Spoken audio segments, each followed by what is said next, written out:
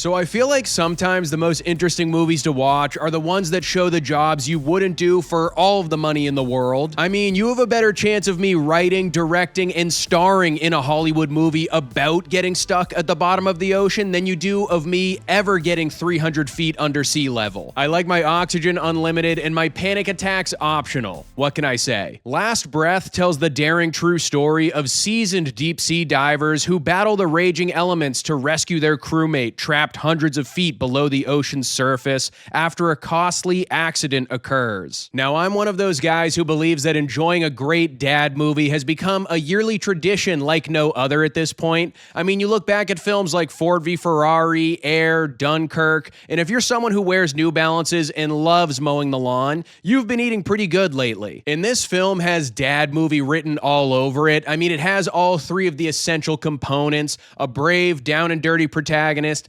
themes of responsibility, honor, and redemption, and most importantly, it's based on a true story. I cannot tell you how many movies I've gotten my dad to watch for the sole reason that whatever goes on in it actually happened at some point in time. So when I sat down to watch this film, all I was really looking for was a 90-minute claustrophobic pressure cooker of a rescue mission that had characters that were easy to root for and tension that would keep me on the edge of my seat from beginning to end. And I think Last Breath does mostly succeed in those two areas, but I don't know if it's going to be a movie I'm revisiting again and again for a couple of reasons. Now let's start by talking a little bit about the narrative we have in front of us here, because obviously since we know this is based on a true story and a documentary, we kinda already have an idea of how the plot is going to unfold, so a lot of weight really falls onto the execution of this movie. Are we still on the edge of our seats and caring about what happens to these characters, even if we know the story can only realistically go in like one of two ways? I think with that in mind, it still finds a way to be a pretty intense and decently nerve-wracking experience at times.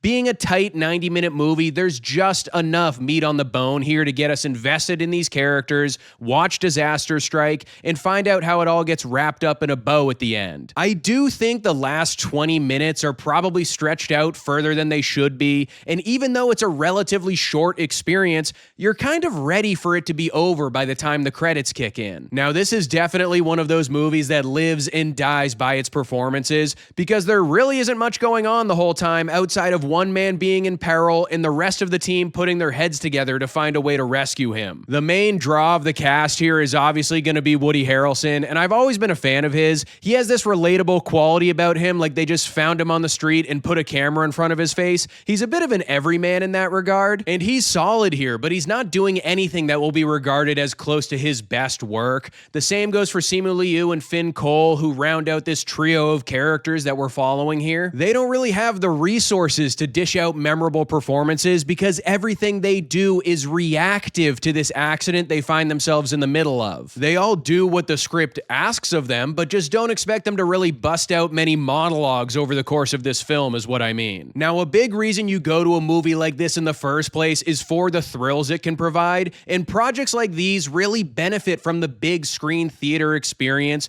because obviously being trapped by yourself on the bottom of the ocean floor is going to have your palms sweating a lot more if you're watching it at the cinema instead of the man cave. Although I do have a pretty great man cave setup over here, not gonna lie, but the man behind the camera here is Alex Parkinson, who was also the director of the documentary that this film is based on. I feel like letting him come back and make the dramatized version was a really good choice, since he's basically an expert on this rescue mission by now, and he does a good job depicting the terror and claustrophobia that comes along with finding yourself in this kind of a dire situation. And if you're somebody that already isn't the biggest fan of this scary little thing we call the ocean, yeah, this one could be a little bit of a bumpy ride for you, so buckle up. Overall, guys, Last Breath delivers on what it sets out to do: bring awareness to a crazy true story and provide a couple of serious thrills along the way. Even though it's already a relatively short movie, clocking in at 90 minutes, it does still kind of drag out a bit as it's coming to a close, and I don't know if the tension was fully cranked up to 11 like I was hoping that it would be. That being said, I think it's a decent one-time watch of a rescue mission movie, and will probably still end up on your dad's top 10 of the year list. Last Breath gets a Sully score of 3 stars.